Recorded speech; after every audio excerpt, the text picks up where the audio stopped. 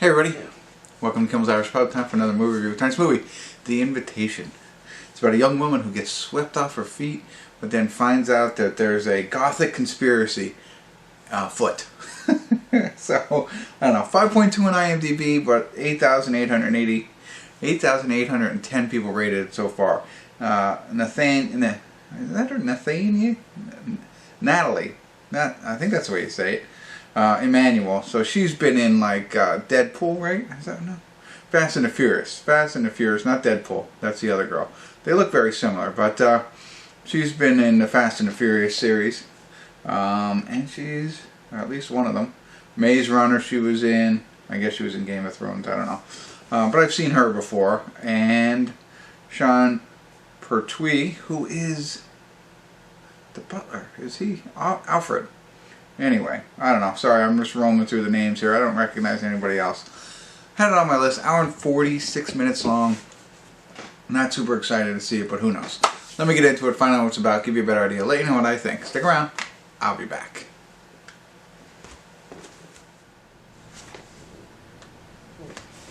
Hey everybody, want to do a quick check-in here. We're watching The Invitation. We're at the 54-minute, 54-second mark. Just about halfway, right? So, just want to clarify a little something that I misunderstood by reading the synopsis. It's not going to ruin the movie or anything like that. Our girl, Nathalie, right? I'm going to say Nathalie, Emmanuel, she plays the main actress. And that real quick, since, you know, I know nobody watches the whole review all the time. Doesn't she have a striking resemblance to Jessica Alba? Like, I really think she looks like her. She has that natural beauty that she does. And I'm surprised that she's not, you know, like how Jessica rose to fame and she hasn't. I don't know. But anyway, that's what she looks like to me. But anyway, she's a struggling artist in New York who does catering on the side. Decides to submit her DNA to a DNA like 123andMe or whatever it is. Just to see if she has any other relatives, because she has none with her right now in New York. She finds a cousin of hers, and this is kind of where, you know, the cousin says, "Hey, let's meet, and you know, this is our connection. I'd love for you to meet the rest of our family." And then they come over to, what I believe, England somewhere, and I think so. I'm sorry if I missed that or saying it's the wrong place, but it's, you know, overseas. But she goes over there to visit. There's a big wedding, and he invites her, pays for her to come over and everything like that. And she then kind of is, you know, getting close with the Lord of the Manor, if you will, the tall, dark, handsome, and rich guy who owns everything there. And it seems like he's hosting everything. So they're starting to have a little bit of a relationship. Now, in the background, there seems to be, you know, some bad things happening, and it seems. Just so that you're clear, it's more, I don't want to say mythological, I mean like more like vampire wolves, you know, werewolves, that kind of thing, witches kind of stuff. I mean, not witches, but you know, like that kind of villainous than like supernatural, or you know, you don't know, or somebody in the crowd. But that's kind of how they're setting it up, just so you have a better picture there. We don't know much more about it. It's very, you know, it's sparse between scenes, and I honestly have been on my phone a lot because it's just not grabbing my attention yet. So we'll see though. We're going to get back to it here. We got halfway through, so stick around. I'll let you know my final thoughts.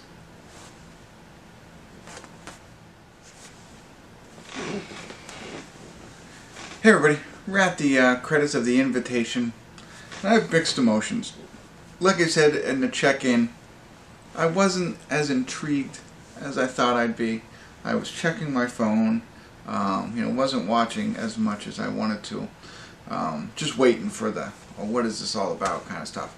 Then when they get into what it's all about, I actually became more interested. So if you hang on through the check-in, whatever time that was, 54, you know, get through the first hour of it.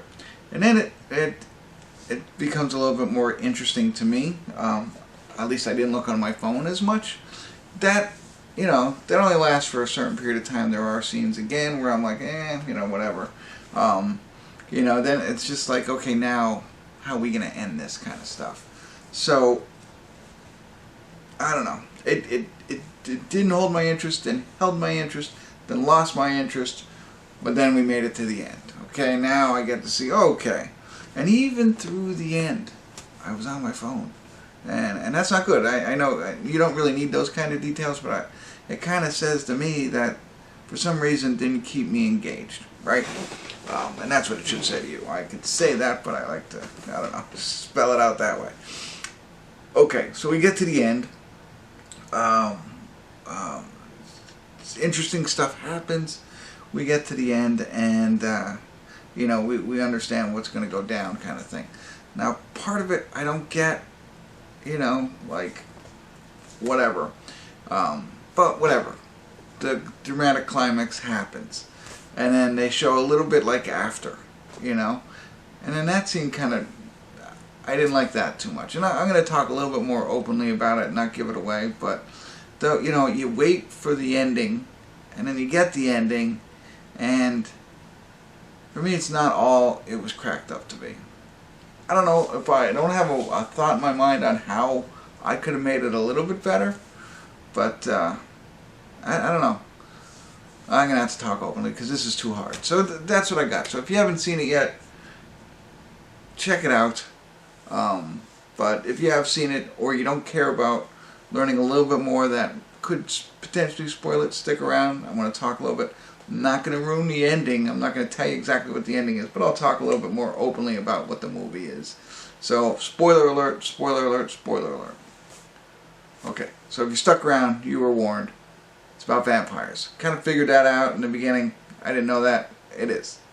And so they have this where they're going to turn a person into a vampire, and it's one bites the other and the other bites the other, and yay, we're vampires forever. Now when you watch what happens, not all of that happens. Okay, that's cool. They didn't seal the deal, you know. But it's like, okay, doesn't something happen? Or no, it all goes away, you know, if they don't seal the deal. So I didn't get that too much. It seemed like it sealed the deal when the fire happened, if you know what I mean. Again, not trying to... Alright, so a little confusing there, but I didn't care enough to go back and watch it again and figure it all out, to be honest with you, whatever. Then the after 2 weeks later scene, like, I get what's going to go down now, right? And I like that revenge aspect, if you will. But you bring in somebody else, and they bring in a literal bat. I don't know. You could have made that a little bit more cooler and realistic and themed with what went down. I just thought that was kind of silly. So there you go. That's what I got for you. I'm going to go with a 5 on this one if you stuck around.